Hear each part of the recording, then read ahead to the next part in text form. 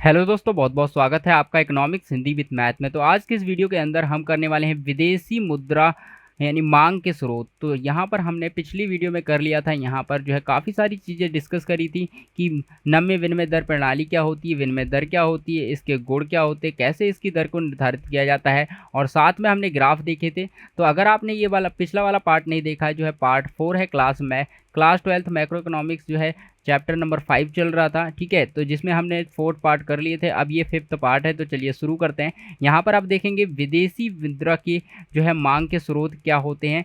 लेकिन उससे पहले आपसे रिक्वेस्ट है कि आप अगर इस चैनल पर पहली बार आए हैं तो चैनल को सब्सक्राइब करके बेल आइकन को ऑल पर सेट कर लें, ताकि आपको हमारी वीडियोज़ मिलती रहे। और वीडियो पसंद आए तो जो है वीडियो को लाइक करने के साथ साथ अपने दोस्तों में भी शेयर कर दें, ठीक है। तो चलिए वीडियो को शुरू करते हैं। यहाँ पर देखिए विदेशी मुद्रा, यहाँ पर मांग के स्रोत, जो विदेशी मुद्रा होती है उसकी आखिर मांग क्यों होती है, ठीक है। तो आपको पता है कि अलग अलग देश होते हैं, यहाँ पर अलग अलग देश होते हैं। जैसे कि अगर मैं एक यहाँ पर ले लेता हूँ, एक देश ये है, एक देश ये है, ठीक है। तो अगर मैं यहाँ पर दो एग्जाम्पल लेता हूँ, यहाँ पर भारत का ले लेता हूँ, ठीक है, और यहाँ पर मैं यहाँ पर अमेरिका का ले लेता हूँ। तो अमेरिका और भारत का मैंने एग्जांपल ले लिया। तो यहाँ पर अमेरिका है और यहाँ पर भारत। तो आप देख सकते हैं कि अमेरिका की करेंसी कुछ और है, यानी अगर मैं मान लूँ अमेरिका करेंसी की बात करूँ तो ये डॉलर में है और यहाँ पर ये भारत की रुपए में है, ठीक है। तो यहाँ पर जो विदेशी मुद्रा है, तो ये भारत के लोगों के लिए जो है, यहाँ पर जो व्यक्ति रहते हैं भारत के अंदर, इन व्यक्तियों के लिए ये वाली जो मुद्रा है, दूसरे देश की मुद्रा है, ये विदेशी मुद्रा हो गई। और जो यहाँ पर अमेरिका में रहते हैं, तो अमेरिका वालों के लिए भारत की जो मुद्रा है रुपया, वो यहाँ पर क्या हो गई, विदेशी मुद्रा हो गई, ठीक है। तो हम यहाँ पर भारत के पॉइंट ऑफ व्यू से बात करेंगे, भारत के संदर्भ में बात करेंगे कि यहाँ पर भारत के लोग यहाँ पर डॉलर को विदेशी मुद्रा मान रहे हैं, ठीक है। तो यहाँ पर हमें ये आपको बताना है आपको कि भारत के लोगों को विदेशी मुद्रा की ज़रूरत क्यों पड़ती है, क्यों आवश्यकता है, यानी हम विदेशी मुद्रा को क्यों लें, हम क्या करेंगे विदेशी मुद्रा का। तो यही है यहाँ पर कि विदेशी मुद्रा की मांग क्यों होती है, विदेशी मुद्रा की मांग क्यों होती है, मांग के स्रोत क्या हैं, ठीक है।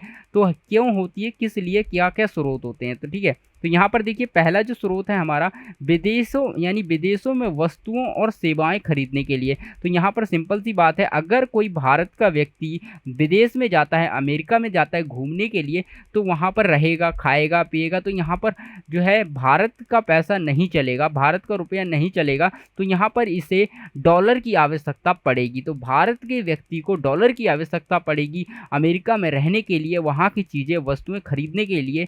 तो इसीलिए इसे यहाँ पर डॉलर की मांग, डिमांड हो जाती है, ठीक है। डॉलर की क्या हो जाती है, डिमांड हो जाती है, यानी मांग हो जाता है। तो यहाँ पर मांग क्या करते हैं, वस्तु और सेवाओं को खरीदने के लिए। दूसरा है विदेशों में वित्तीय परिसंपत्ति खरीदने के लिए, जैसे बॉन्ड, शेयर आदि खरीदने के लिए।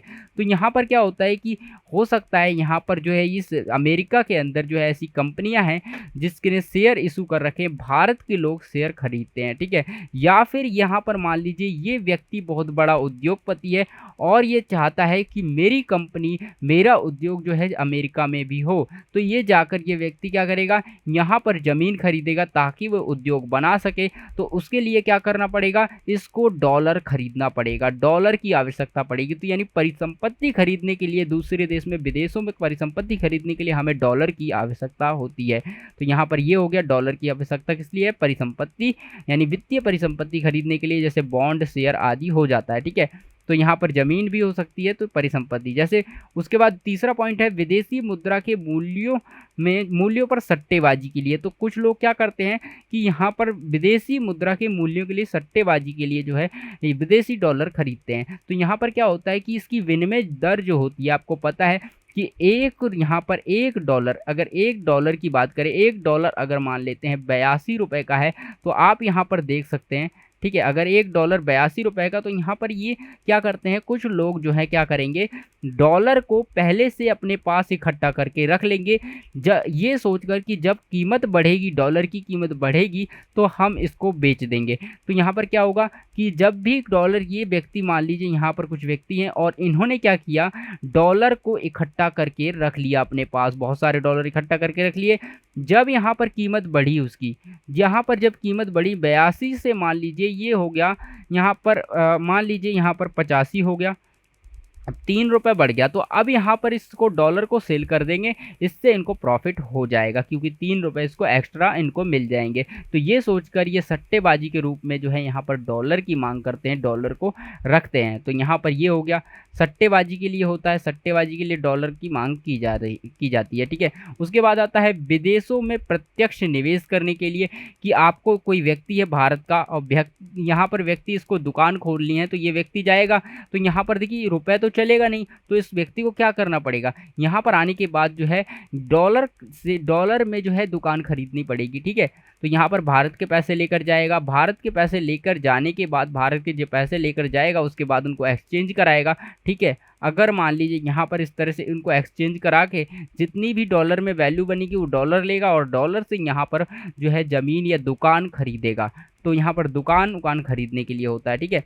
तो यहाँ पर दुकान खरीदने, फैक्ट्री खरीदने के लिए, ठीक है, ये सारी चीज़ें यहाँ पर प्रत्यक्ष निवेश करने के लिए, निवेश मतलब निवेश एक तरह से जो है पैसा लगाने के लिए, प्रत्यक्ष निवेश के लिए। तो हमने क्या क्या देखा, सट्टेबाजी के लिए डॉलर की मांग करते हैं, परिसंपत्ति खरीदने के लिए, शेयर बॉन्ड आदि खरीदने के लिए जो है डॉलर की मांग होती है, वस्तु और सेवाएं खरीदने के लिए होती है, और प्रत्यक्ष निवेश के लिए जो है इसकी मांग होती है। तो दोस्तों आई होप समझ आ गया कि ये 4 पॉइंट थे किस लिए जो है हम डॉलर की मांग करते हैं, यानी विदेशी मुद्रा की मांग करते हैं। अब देखिए विदेशी मुद्रा की पूर्ति के स्रोत क्या हैं, तो क्यों हम पूर्ति क्यों करते हैं, तो देखिए विदेशियों द्वारा घरेलू बाजार में प्रत्यक्ष यहाँ पर वस्तु सेवाएं खरीदने के लिए। अब यहाँ पर मान लीजिए कि पूर्ति कैसे करेंगे, हम क्या करेंगे कि यहाँ पर देखिए पूर्ति की बात हो रही है, पूर्ति मतलब क्या है कि विदेशियों द्वारा घरेलू बाजार में प्रत्यक्ष वस्तु और सेवाओं की खरीद, ठीक है।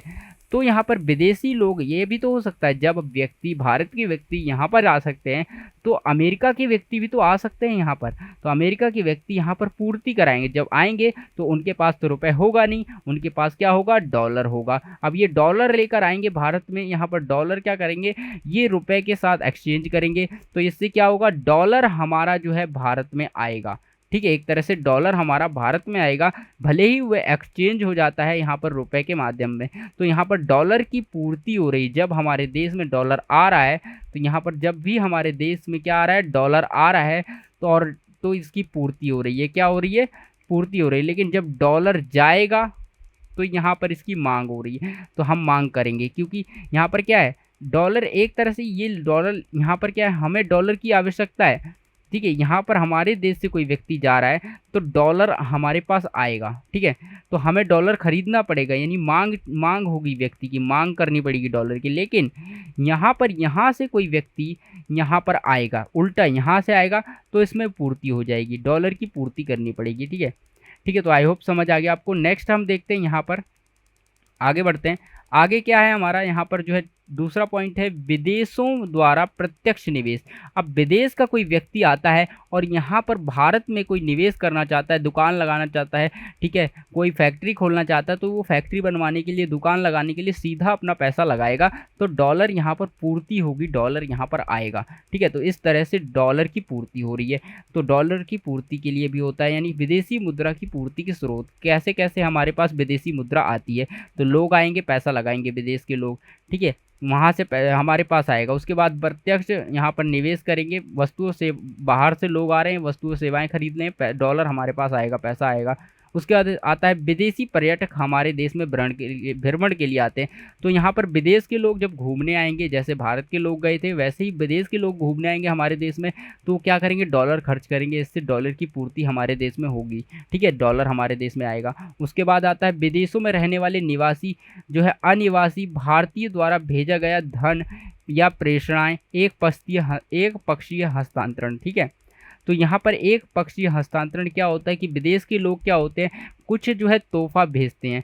हो सकता है विदेश का कोई व्यक्ति आए और यहाँ पर रहने लगे, और यहाँ पर इस विदेशी का परिवार रहने लगे, और वो व्यक्ति जो है विदेश से पैसा भेजे, ठीक है, ऐसा हो सकता है। तो ऐसे में क्या होगा, विदेश से प्रत्यक्ष एक पक्षीय हस्तांतरण होगा, यानी वो परिवार को अपने पैसे भेज रहा है, उसके बदले में उसको कुछ भी नहीं मिल रहा है, तो यहाँ पर एक पक्षीय हस्तांतरण भी हो गया। तो आई होप आपको क्लियर हो रहा होगा। नेक्स्ट है हमारा वस्तु एवं सेवाओं का निर्यात। तो वस्तु और सेवाओं का निर्यात करेंगे, ठीक है, तो हमने क्या किया, हमने यहाँ पर अपने देश से भारत से क्या है वस्तु और सेवाएं बेची। तो जब हम अमेरिका को कुछ बेचेंगे तो ये पैसे कैसे देगा, डॉलर में हमें पेमेंट करेगा। तो डॉलर की पूर्ति, डॉलर हमारे पास आएगा, डॉलर की पूर्ति होगी हमारे देश में, ठीक है।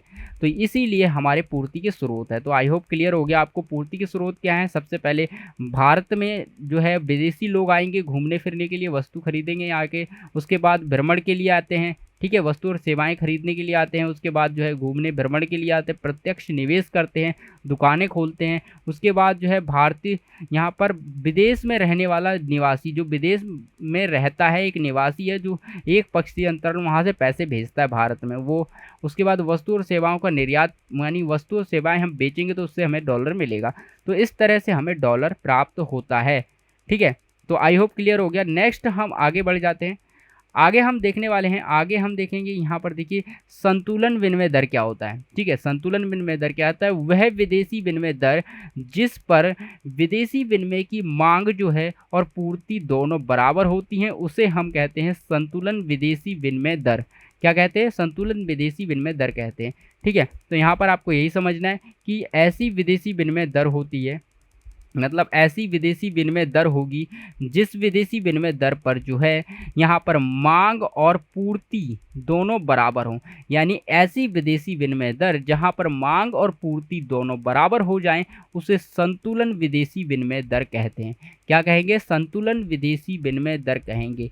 तो यानी विदेशी विनिमय दर जिस विदेशी विनिमय, यानी जिस पर विदेशी विनिमय की मांग, जो अगर ऐसी विदेशी विनिमय दर जिस पर, यानी जिस विदेशी विनिमय दर पर विदेशी विनिमय की मांग और पूर्ति, जब यानी एक तरह से कह सकते हैं जब विदेशी विनिमय की मांग और पूर्ति बराबर हो जाते हैं तो उसे संतुलन विदेशी विनिमय दर कहते हैं। तो यहाँ पर अगर मैं एग्जाम्पल के माध्यम से समझाऊँ तो यहाँ पर मैं आपको एक एग्जाम्पल देता हूँ। यहाँ पर ये जो व्यक्ति है, इस व्यक्ति ने, ठीक है, यहाँ पर इस व्यक्ति ने 2 करोड़ का सामान भेजा, ठीक है, 2 करोड़ का सामान भेजा, यहाँ पर निर्यात कर दिया और साथ ही 2 करोड़, और यहाँ पर 2 करोड़ का सामान मंगा लिया। यानी इस व्यक्ति ने भी भारत में जो है 2 करोड़ का सामान भेजा। तो यहाँ पर क्या है, इसमें ना, यहाँ पर 2 करोड़, यहाँ पर भारत से 2 करोड़ का सामान गया और भारत में ही 2 करोड़ का सामान आया। तो यहाँ पर 2 करोड़ इक्वल टू 2 करोड़, ठीक है। यहाँ पर क्या हो गया, 2 करोड़ इक्वल टू 2 करोड़, मतलब आयात निर्यात बराबर हो गया। तो यहाँ पर इसे कहेंगे संतुलन। क्या कहेंगे, संतुलन। तो यहाँ पर इसे कहेंगे क्या है, विनिमय का संतुलन, क्योंकि विनिमय हुआ है, 2 करोड़ का माल गया है और 2 करोड़ का माल वापस भी आया है। तो इससे बराबर जब मात्रा में आ जाए तो इसे विनिमय संतुलन कहते हैं, ठीक है। तो आई होप आपको क्लियर हो गया होगा विनिमय संतुलन क्या है। तो दोस्तों ये जो हमारे पास दो आगे की प्रतिबंध, तरणशीलता और अवमूल्यन, ये जो है टॉपिक हम नेक्स्ट वीडियो में कवर करेंगे। तो फिर मिलेंगे हम अगली वीडियो में, लेकिन उससे पहले अगर आपने अभी तक चैनल को सब्सक्राइब नहीं किया है तो जल्दी से कर लीजिए, क्योंकि इस चैनल पर आपको जो है क्लास 12th की इकोनॉमिक्स, 11th की इकोनॉमिक्स, साथ ही मैथमेटिक्स क्लास 9th की, और जो है आपको जो है मैथमेटिक्स के साथ साइंस भी आपको मिलेगी क्लास 9th की। तो सारी चीज़ें आपको यहाँ पर मिल रही हैं, वो भी फ्री ऑफ कॉस्ट, आप अपनी स्टडी कर सकते हैं। तो जल्दी से चैनल को सब्सक्राइब कर लीजिए, दोस्तों के साथ शेयर कर दीजिए, वीडियो अच्छी लगी हो तो लाइक कर दीजिए। चलिए फिर मिलते हैं हम एक नई वीडियो में।